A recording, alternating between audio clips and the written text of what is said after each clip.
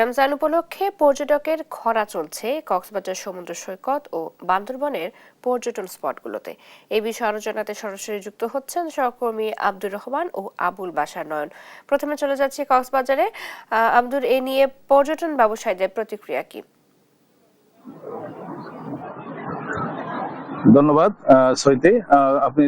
আপনাকে জানিয়ে রাখি, কক্সবাজারের 11 মাস কক্সবাজারের পর্যটনের ভরপুর থাকে, কিন্তু রমজান মাসে সব সময় বরাবর মতো পর্যটক শূন্য থাকে কক্সবাজার। এবং কক্সবাজারের পর্যটন স্পট গুলোতে একেবারে লোকশূন্য বলেই চলে।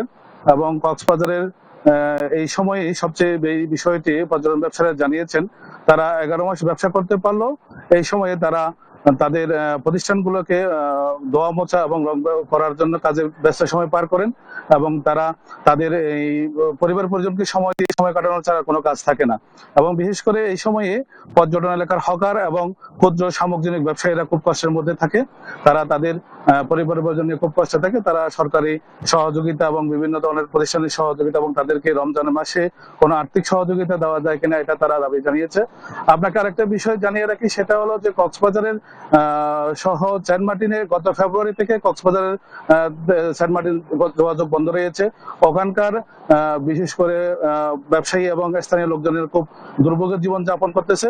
এবং দীর্ঘ 9 মাস যেহেতু পর্যটন স্পটগুলো বন্ধ রয়েছে, তারাও নানা ধরনের সমস্যা এবং বিভিন্ন বিষয়গুলো জানিয়েছে এবং তারা জোর দাবি জানিয়েছে তাদের জন্য বিকল্প কোনো ব্যবস্থা করা হয়। এবং কক্সবাজারের পর্যটনের যেই আইন শৃঙ্খলা বাহিনী সহ টুরিস্ট পুলিশ যারা তারা জানিয়েছেন পর্যটক না থাকলেও তারা সবসময় প্রস্তুত রয়েছে। এবং বিশেষ করে টুরিস্ট পুলিশ, বিচ ম্যানেজমেন্ট কমিটির সদস্য এবং ব্যবসায়ী তোয়াক সহ যারা নেতৃবৃন্দ জানিয়েছেন, তারা আগামী ঈদে প্রচুর পরিমাণে পর্যটক আসবে কক্সবাজারে আশা করতেছে। এবং সেই জন্য তারা পূর্ব প্রস্তুতি নিয়ে রমজান মাসকে বেছে নেয় তারা তাদের প্রতিষ্ঠানগুলোকে সাজানো গোছানোর জন্য।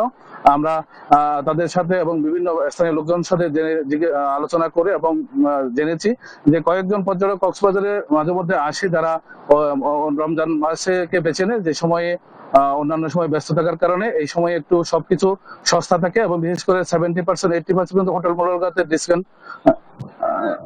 ডিসকাউন্ট দেওয়া হয়।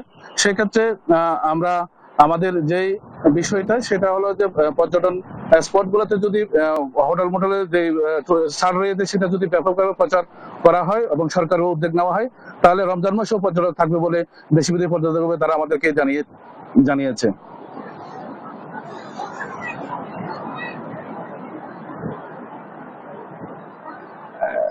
এখন আমি যাব বান্দরবানের আমাদের সহকর্মী নয়নের কাছে।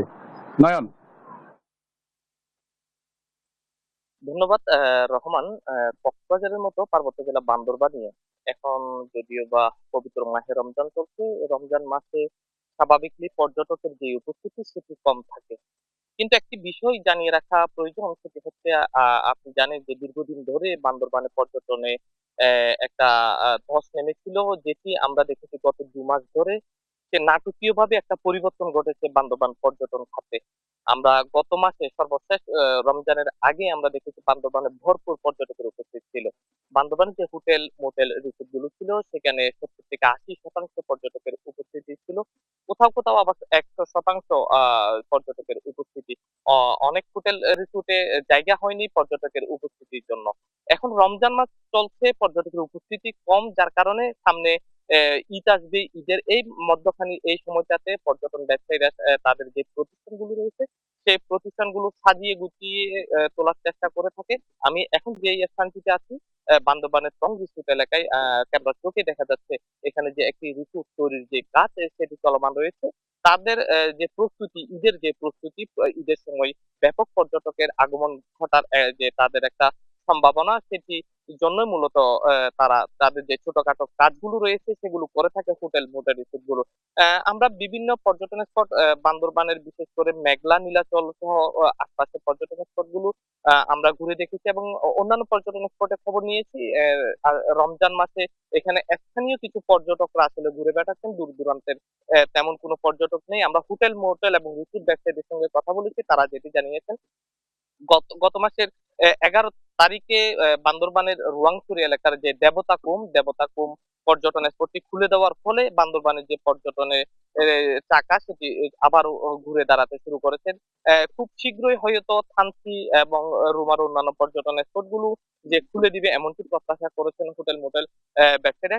কেননা 2020 সাল থেকে বান্দরবানে একটা দারুণ ভাবে ধস নেমেছে বান্দরবান পর্যটনের, যেটি এখন আবারও নতুন করে। তবে এই ক্ষেত্রে একটি কথা না বললে নয়, সেটি হচ্ছে বান্দরবানে যে আইন শৃঙ্খলা পরিস্থিতি নিয়ে মূলত বান্দরবানের পর্যটনের ধস নামা শুরু করেছিল, যেটি বান্দরবানে যারা নিরাপত্তায় নিয়োজিত সেনাবাহিনী রয়েছে, সেনাবাহিনী সার্বক্ষণিক যে উপজেলাগুলো রয়েছে দুর্গম এলাকায়, যেখানে অস্ত্রধারী সংগঠনগুলো ছিল, তাদের বিরুদ্ধে যে অভিযান ছিল, অভিযান চলমান ছিল। অভিযানের পরেই সেই যে নাটকীয় পরিবর্তনের কথা আমরা যেটা বলছি পর্যটনে, সেই পরিবর্তনটা আসলে হতে শুরু করেছে। এই জন্য হোটেল মোটেল এবং পর্যটন ব্যবসায়ীরা নিরাপত্তা বাহিনী সেনাবাহিনীকে ধন্যবাদ জানিয়েছেন। তারা বলছেন যে এভাবে যদি চলতে থাকে, নিরাপত্তার মাধ্যমে যদি বান্দরবানে পর্যটকরা ঘুরতে পারে, সেক্ষেত্রে তাদের যে অতীতের যে ক্ষতিগুলো হয়েছে সেই ক্ষতিগুলো তারা পুষিয়ে উঠতে পারে। আমরা গত মাসে দেখেছি বান্দরবানে যে হোটেল মোটেল রিসোর্ট গুলো ছিল, পর্যটন স্পট গুলো ছিল, এখানে ব্যাপক পর্যটকের উপস্থিতি ছিল। আগামী ঈদের সময় এই পর্যটকের উপস্থিতি আরো বাড়তে পারে এমনটি প্রত্যাশা করছেন ব্যবসায়ীরা। এই ছিল আমার কাছে বান্দরবান পর্যটন থেকে সর্বশেষ। চলে যাচ্ছে শুরু।